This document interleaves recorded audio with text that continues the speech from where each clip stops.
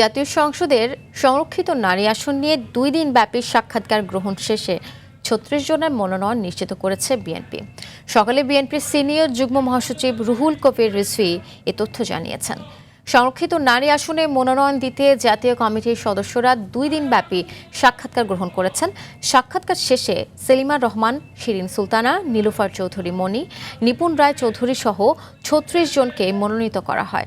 এর আগে গেল শুক্র ও শনিবার রাজধানীর গুলশানে চেয়ারম্যানের কার্যালয়ে সংরক্ষিত নারী আসনে মনোনয়ন প্রত্যাশীদের সাক্ষাৎকার নেয় বিএনপি।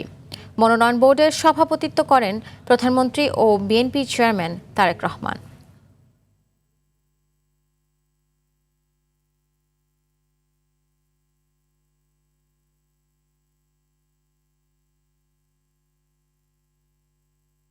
সময় বেশি দিতে পারবো, যেই কারণে আমরা আলাদা আগে থেকে প্ল্যান ছিল।